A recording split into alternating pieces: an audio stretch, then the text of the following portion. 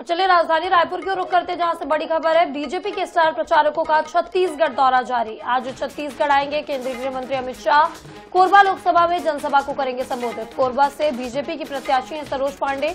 सरोज पांडे के पक्ष में सभा को संबोधित करेंगे अमित शाह। तो आपको बता दें कि छत्तीसगढ़ दौरे पर केंद्रीय गृह मंत्री अमित शाह और कोरबा लोकसभा क्षेत्र में जनसभा को संबोधित करेंगे। सरोज पांडे के पक्ष में सभा को संबोधित करेंगे केंद्रीय गृह मंत्री अमित शाह। तो छत्तीसगढ़ आएंगे केंद्रीय गृह मंत्री अमित शाह। कोरबा लोकसभा क्षेत्र में जनसभा को करेंगे संबोधित। तो कोरबा वो सीट है जिस पर भारतीय जनता पार्टी का विशेष फोकस है। बस्तर के बाद अब कोरबा पर नजर बनाए हुए है भारतीय जनता पार्टी। जिस तरीके से 2019 के परिणामों की बात करें तो बस्तर और कोरबा दो ऐसी सीटें हैं जिन पर कांग्रेस का फिलहाल कब्जा है और पूरी नजरें कोरबा पर भारतीय जनता पार्टी की।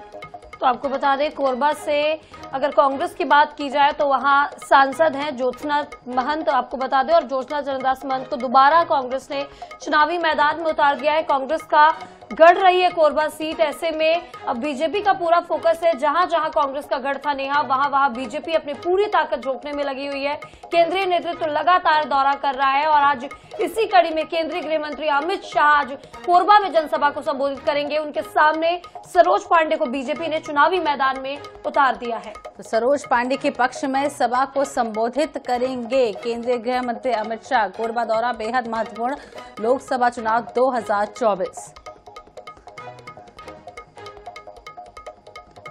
विशेष संवाददाता गौरव शर्मा ज्यादा जानकारी के लिए हमारे साथ जुड़ गए हैं।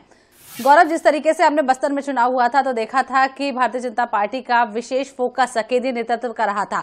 अब कोरबा एक ऐसी सीट है जहां पर अब भारतीय जनता पार्टी पूरी तरीके से पुरजोर कोशिश कर रही है उस गद्दी को पाने के लिए जिस पर फिलहाल कांग्रेस का कब्जा है। क्या कुछ कहेंगे, केंद्रीय गृह मंत्री पहुंच रहे हैं, क्या पूरे दिन के कार्यक्रम?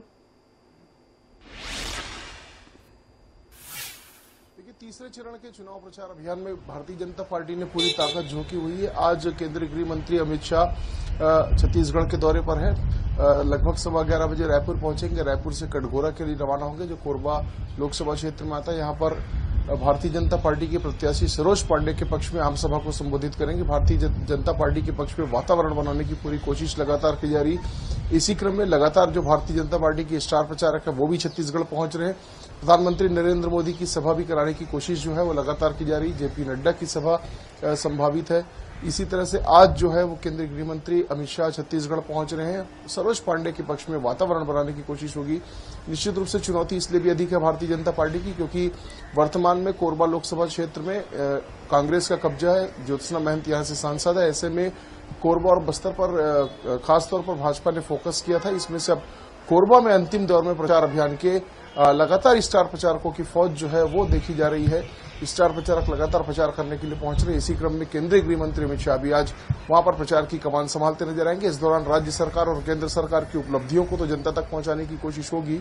निशाने पर कांग्रेस भी होगी।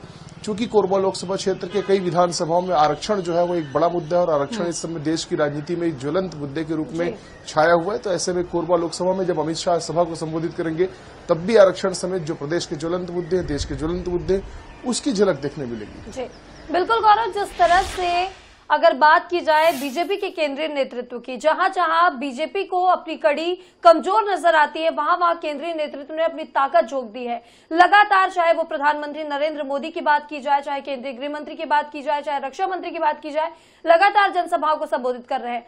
तो क्या लगता है कि कोरबा सीट हो चाहे बस्तर सीट हो, कितना फायदा मिलेगा स्टार प्रचारकों के आने का? कितना फायदा होगा इस बार के चुनाव में बीजेपी को छत्तीसगढ़ में?